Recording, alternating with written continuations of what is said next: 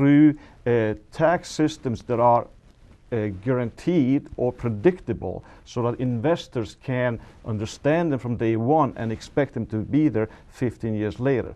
That will trigger innovation, but it comes from the free market, not from government telling you how you are going to live and what you're going to do. So cap and trade is one example. Are you hearing in Congressional District 7 that people are angry with Colin Peterson for his cap and trade vote? That cap and trade vote will hurt Minnesota. Is one of the states that will be hurt the most by that cap and trade legislation. Are the people in Congressional District 7 angry about that? Yes, I think they are, and many of them. And I think that the point is that we have to convert that anger into real progress that will produce sensible, logical outcomes. I'm meeting with farmers where they're saying, we get it now, that the price of a system where the government is telling us how to do things and how much we can make and lose, there's another price for that, and that is basically that it allows other industries to also buy into the same, buy into from government. So all of that combined stifles growth. It's not free enterprise, you know. So I'm not saying I'm going to win 90% of the votes of the farmers in Minnesota, but many understand that we have to look at what kind of farming are we going to have 20 years from now? Mm-hmm. Do we want it to be more government, or do we want it to be more freedom-minded? So how do we transition and create a logical approach from today that will provide a strong farming agriculture for the local communities and the next generation that can stand on its own? That's the type of answers and dialogue people are looking for. I find that really fascinating. As a city girl myself, I don't get out to talk to the farmers all that often. And are they willing to be upfront with you and talk about ethanol subsidies? Are they willing to be are they willing to talk about issues like that?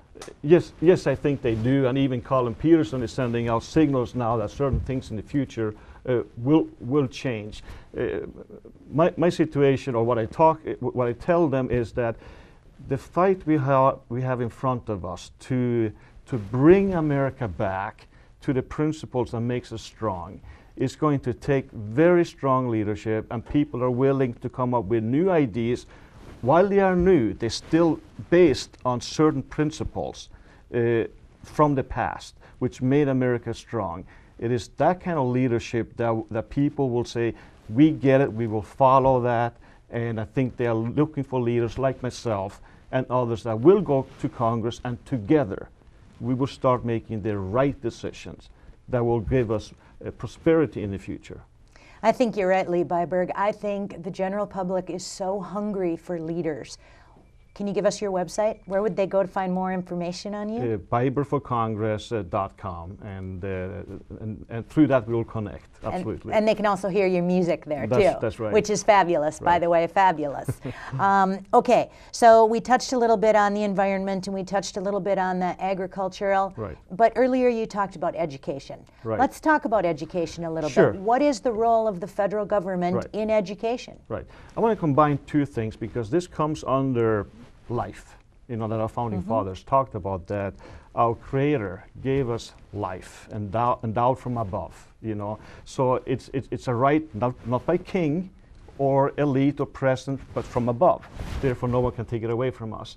So I believe the life issue and abortion, for instance, is something that most America, they understand we need to change. And my point is that there's two dimensions to that topic. One is the moral side of it, and the other reality is that there is an economic result of decisions we make, where for the last 30 years or since the 70s, in reality, there's about 40, 50 million people. I call them the missing generation. Mm-hmm. Now, if we look forward for another 30, 40 years, if we continue that, there will be another 40, 50 million of missing generation that could have lived life, could have married, could have kids. So if you follow logic, do your math, maybe there's 20% of our population that's not there. So when we look at our social programs, entitlements, Social Security and so on, that we all value, we all hope They are there, but they probably won't be there Good point. when we retire. Part of our problem is that we are living longer, we're expecting more, and we have fewer and fewer people providing the energy and the revenue and taxation that needs to go into the system. So what I'm saying is that in any choice we make, there's a moral and there's an economic consequence to that. We need to value life. We need to look at children as an investment, and we need to re-discuss this issue within our community and say it is time that we bring life back, that we value that. That will create jobs and growth through more people needing product and services. Now, the second side of it that you brought up is education. Education is something that the parents should decide. We should look at reducing Department of Education, or perhaps even eliminating it, and bring that back to the states. And I'll vote for you. Okay, very right good. there, I'm Absolutely. telling you right there. Eliminate the Department Right. of Education, I'm in. Back to the states, back to the local communities. The parents, they know better. Why not have competition in education? I've been a board member of a private school in Wilmer for 7 years. I know how much more efficient that system is. I'm not against public school. My kids go to public schools now, but I think more competition will reduce cost and elevate quality and give choices to parents. This is all about life as well. And education will be crucial in this new flat world that we are living in, where we are competing against the kids in China, in India. Our American kids needs to compete with science. They need to be driven. Our culture is innovation. We can go back to what we are good at, and we will do well if we apply those principles.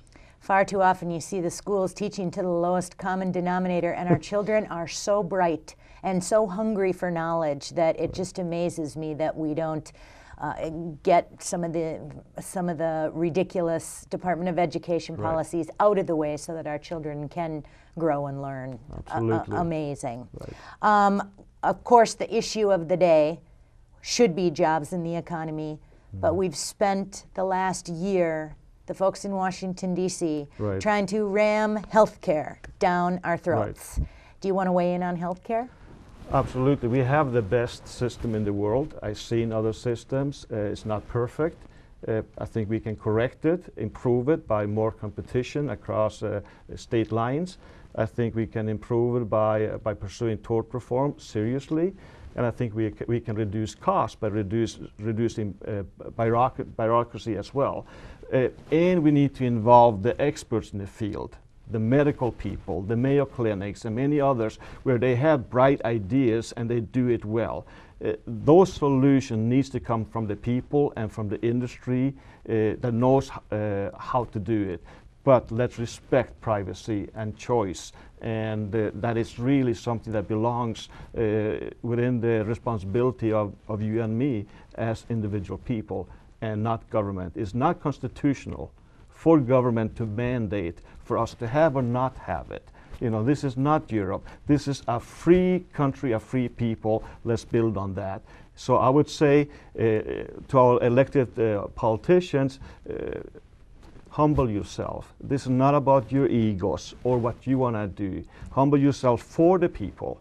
And let's go back at square one and work at it from the free enterprise system and not from the government mandating. We just had Nancy Pelosi say, we have to pass this bill so you can find out what's in it. There are 159. No! We have all these congressmen and women who are passing legislation that they haven't even read. They have no idea what's in it. I'm Byberg, and I approve of this message. Thank you.